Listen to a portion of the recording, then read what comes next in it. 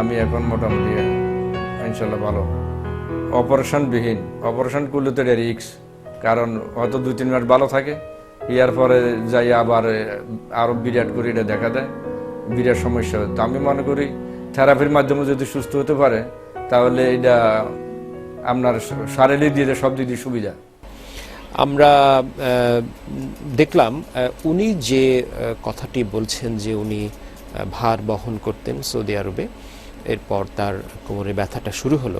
এই যে অবস্থাটা, উনি ওখানে চিকিৎসাও নিয়েছেন এবং হয়তো সঠিকভাবে উপস্থাপন করতে পারেননি বা যে কোনোভাবে সঠিক চিকিৎসা পাননি, উনি দেশে ফিরে এসে চিকিৎসা নিচ্ছেন। সুন্দর একটা প্রশ্ন। এরকম প্রচুর পেশেন্ট আছে মিডল ইস্টে, বিদেশে কিন্তু অনেক রোগী আছে যারা এরকম কাজ করতে গিয়ে আক্রান্ত হচ্ছে। আসলে বাংলাদেশ থেকে যারা বিদেশে যায় এরা ফিজিক্যাল দেখা যাচ্ছে কিছু কিছু ক্ষেত্রে ফিজিক্যাল আনফিট থেকে যায়, যে এই দেশে যে পরিমাণে পরিশ্রম করতো যখন বিদেশে তখন তার চেয়ে অনেক বেশি পরিশ্রম করতে হচ্ছে। সাধারণত আমরা একটু আরামায়েশের মধ্যেই থাকি, বাংলাদেশে কিন্তু আমরা অনেক আরামায়েশে থাকি, আমরা অত পরিশ্রম করি না। বিদেশে যাওয়ার পরে সেখানে প্রচুর পরিশ্রম করতে হয়, ফলে তার বডির যে ফিটনেসটা থাকা উচিত সেটা নাই। সে কিন্তু মেডিকেল সার্টিফিকেট নিয়ে যাচ্ছে, medical fit, but physical fitness আছে কিনা সেটা কিন্তু সে সার্টিফিকেট নিচ্ছে না। সো ফিজিক্যাল ফিটনেস না থাকার কারণে ওখানে গিয়ে যখনই সে ভারী কাজ করছে এবং সে জানে না যে কিভাবে লিফটিং গুলা করতে হয়, সে হয়তো সামনে ঝুঁকে কোমর বাঁকা করে কাজ করছে, ফলে কি হচ্ছে কোমরের উপরে প্রেশার পড়ছে এবং আস্তে আস্তে এই প্রেশারের কারণে জয়েন্টের ছোট ছোট ইনজুরি হচ্ছে। এই ইনজুরি একসময় আস্তে আস্তে বড় হয়ে যাচ্ছে এবং তখন যে কোমর ব্যথা, কোমর থেকে পায়ে চলে যায়, পা ঝিমঝিম করে, হাঁটতে চলতে গেলে পা অবশ হয়ে যায়, সকালে ঘুম থেকে উঠলে প্রচন্ড ব্যথা করে, একটু হাঁটাচলা করলে আবার ব্যথা কমে যায়, বেশিক্ষণ হাঁটলে আবার ব্যথা বেড়ে যাচ্ছে। এটাকে আমরা ডিস্ক প্রলাপস বা মেকানিক্যাল ব্যাক পেন বলি বা স্লিপ ডিস্ক বলি। অনেকে বলে হাড় বেড়ে গেছে, হাড় খেয়ে গেছে, এটার জন্য ব্যথা। আসলে এটা না, এটা মেনলি হচ্ছে ডিস্ক প্রলাপসের কারণে তার ব্যথাটা হচ্ছে, স্লিপ ডিস্ক। তো এটা আসলে যেটা আমরা করে থাকি, আমরা এখানে যেটা আমরা 3 থেকে 6 সপ্তাহের একটা কোর্স করিয়ে থাকি, যে 42 দিন কমপ্লিট রেস্ট, সাথে ফিজিওথেরাপি অবশ্যই নিতে হবে, কারণ রেস্টে হচ্ছে তার ফাটাটা রিপেয়ার হয়ে যাবে এবং ফিজিওথেরাপির মাধ্যমে মাসেলগুলোকে স্ট্রং করা হচ্ছে যেন মাসেলগুলো দুর্বল না থাকে এবং পরবর্তীতে তার ফিটনেসটা চলে আসছে, যেন পরবর্তী সে যখন আবার গিয়ে কাজ করবে তখন যেন তার এই প্রবলেমগুলো না ফেস করতে হয়, পূর্ণোদ্যমে যখন কাজ করতে পারে, সেই জন্য তার বডি ফিটনেসটা তৈরি করে দিচ্ছে। যেমন একটা ক্রিকেট প্লেয়ারকে করে দেওয়া হয়, ফিটনেস দেওয়ার পরে সে মাঠে খেলতে নামে, তেমনি আমরা এই ওয়ার্কার বা এই যারা বিদেশে কাজ করছেন এনাদেরকে আমরা বডি ফিটনেস তৈরি করে দিচ্ছি, পরবর্তী সে বিদেশে যে সমানে কাজ করতে পারবে, কোনো প্রবলেম হবে না। এবং এই যে পোস্টার সম্পর্কে তাকে মানে সম্মুখ ধারণা দিয়ে দিচ্ছে, যে সামনে ঝুঁকে কাজ করা, এই জিনিসগুলো অ্যাভয়েড করা, না করা, নিচে বসে কাজ করা বা হাঁটু ভাঁজ করে কাজ করে, এগুলো আমরা করে দিচ্ছি। আমরা এই প্রসঙ্গ থেকেই আবার আলোচনায় আসবো। আমাদের একটা বিরতি নেবার সময় হয়েছে, বিরতির পর আমরা আবার এখান থেকে আলোচনা করব। দর্শক, বিরতির পর আবারও ফিরে এলাম এসপি হসপিটাল ডক্টরস অ্যাডভাইস অনুষ্ঠানে। ডক্টর এস চক্রবর্তী, আমরা যে প্রসঙ্গে আলোচনা করছিলাম এটি যদি আপনি একটু কন্টিনিউ করেন। আসলে যেটা আমরা বলছিলাম যে যে সামনে ঝুঁকে যে কাজ করা, উনি যে আসলে এই কাজগুলো করার কারণে যে পানির যে বোতলগুলা, একটা ভারী ওয়েট, এটা যে মুভমেন্ট করছে, সে যে তুলছে, এই যে ওয়েট বেয়ারিং কাজগুলা, এই কাজগুলো করতে গিয়ে তার কোমরের জয়েন্টে ফাটল ধরছে। আমরা যদি একটা কুঞ্চিকে এক্সাম্পল দিই, যে কুঞ্চিকে যদি আমরা কন্টিনিউ বাঁকা করতে থাকি, ঠিক মিডিল বরাবর ফেটে যাবে, মাঝ বরাবর ফেটে যাচ্ছে। তো ঠিক তাই আমরা যখন সামনের ঝুঁকে কাজ করি, আমাদের কোমরের যে নিচের যে পোর্শনটা থাকে, L4, 5, 5S1 বা L3, 4, এই যে লেভেলগুলো, এই লেভেলগুলো প্রচুর পরিমাণে স্ট্রেচিং হচ্ছে। তো এখানে সফট টিস্যু যদি আটকানো থাকে, স্ট্রেচিং যখনই সে ইলাস্টিসিটি ফেল করে তখন এই টিস্যুগুলো ফেটে যাচ্ছে, ফেটে গিয়ে এখান থেকেই স্লিপ করে আস্তে আস্তে ডিস্ক, ভিতরে যে ডিস্কটা থাকে দুইটা হাড়ের মাঝখানে, সেটা বের হয়ে নার্ভে গিয়ে প্রেশার দিচ্ছে এবং সেখান থেকে মূলত ব্যথা। তো এই জাতীয় রোগীদেরকে আমরা সবসময় সাজেস্ট করি যে সামনে ঝুঁকে কাজ করবেন না, ভারী কাজ করতে গেলে অবশ্যই হাঁটু বেন্ড করে কোমর সোজা রেখে করা উচিত। যারা বিদেশে কাজ করে তারা আমাদের এই প্রোগ্রাম থেকে অনেকেই আছে এই ব্যাপারে সতর্ক যথেষ্ট পরিমাণে। তবে সবাই যদি সতর্ক হয় তাহলে আমরা এই কোমর ব্যথা থেকে কিছুটা আমরা মুক্তি পাবো। আচ্ছা, আমরা শুরুর দিকে একটা প্রশ্ন ছিল যে চিকিৎসা করালো না একজন, সে কি ধরনের সমস্যায় পরবর্তী সময়ে পড়তে পারে এবং এর থেকে উত্তরণের পথটা কি?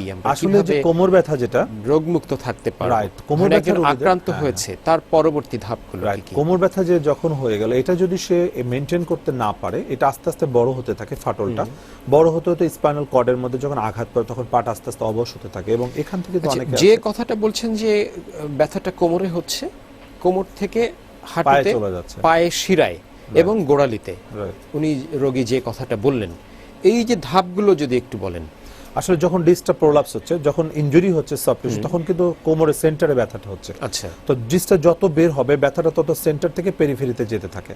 তো প্রথম স্টেজে দেখা যায় কোমরে সিভিয়ার পেইন হচ্ছে, আরো বিস্তৃত হচ্ছে, রাইট। যত ডিস্ক বের হচ্ছে ব্যথাটাও ছড়ায় যাচ্ছে পায়ের দিকে, এবং পেইন শেষ হলেই কিন্তু অবশ শুরু হয়ে যাচ্ছে বা ঝিঝি ধরে যাচ্ছে, এবং আস্তে আস্তে এখান থেকে অনেকে প্যারালাইসিস হয়ে যেতে পারে।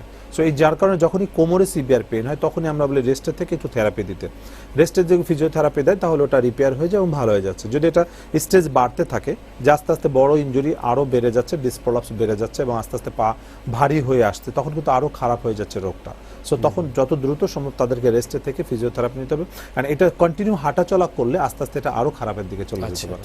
অর্থাৎ এই সময় এটি একমাত্র অনেকে যে বলে থাকেন যে অপারেশন বা এই ধরনের অপারেশন যখন নিউরোলজিক্যাল কোনো প্রবলেম হয়, যখন কোনো নিউরোলজিক্যাল প্রবলেম পেয়ে থাকি তখন এটা অপারেশন সাজেস্ট করে। যেমন অনেক আছে কোমর ব্যথা, হঠাৎ করে তার প্রস্রাব বন্ধ হয়ে গেল, ব্লাডার ইনকন্টিনিউস, অথবা প্রস্রাবটা মানে চলে কন্টিনিউ হচ্ছে, প্রস্রাব ধরে রাখার ক্ষমতা নাই, তখন বোঝা যায় যে তার কর্ডের উপরে কম্প্রেশন আছে এবং তার নার্ভ, ব্লাডারের যে নার্ভটা চলে সেই নার্ভটা প্যারালাইসিস হয়ে যাচ্ছে। তখন তাকে অপারেশন করে ওই যে নার্ভের যে কম্প্রেশন থাকে সেটাকে রিলিজ করানো হয়।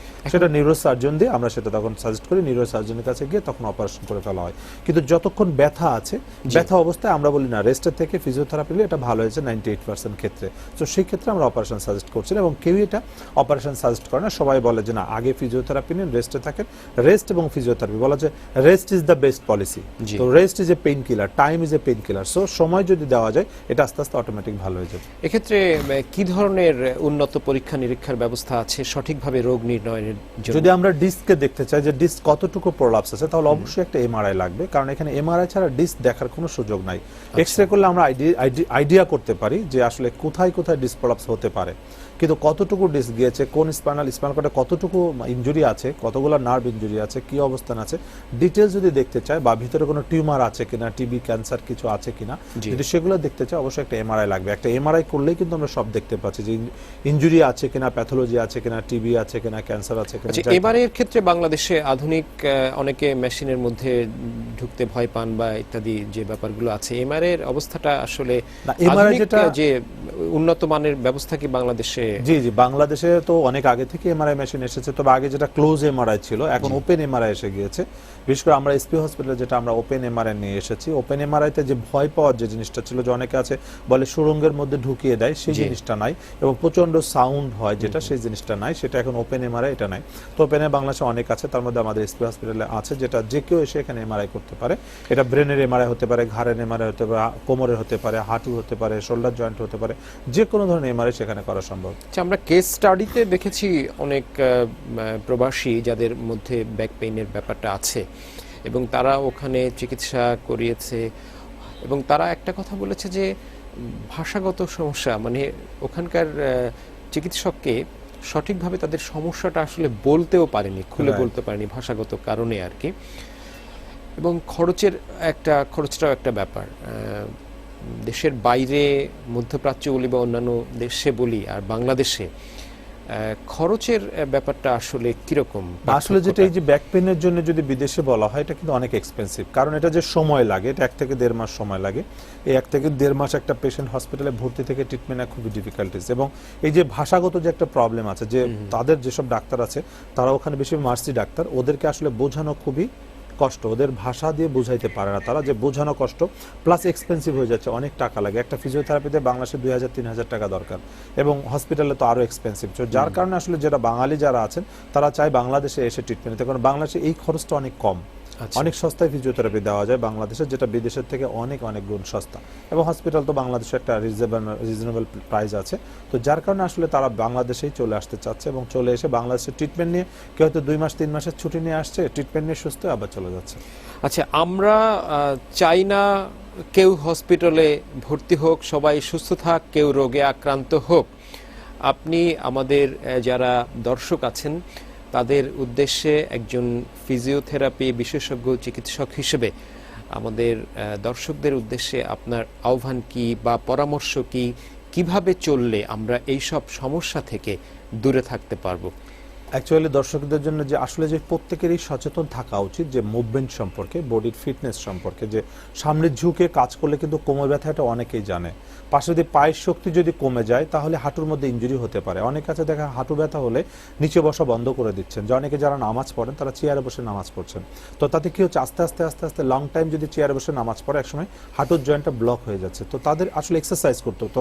নামাজে যে বসা ওঠা আসলে প্রচুর পরিমাণে এক্সারসাইজ হয়, যার কারণে যে হাঁটু ব্যথা একটু হলে যদি পাহাড়ে সে কষ্ট করে হলেও নিচে বসে নামাজ পড়তে, তাহলে পায়ের শক্তি ভালো থাকবে, বডির ফিটনেস থাকবে। যদি সম্ভব হয়, যদি এটা অসম্ভব কিছু হয় যে না কষ্ট হচ্ছে, সেক্ষেত্রে যত দ্রুত সময় একজন ফিজিওথেরাপি বিশেষজ্ঞের পরামর্শ যে ফিজিওথেরাপি নিয়ে মাসলকে স্ট্রং করে আবার সে নর্মাল ফাংশনে যেতে পারবে। ধন্যবাদ সবাইকে। প্রিয় বন্ধুরা, এর সাথে আজকের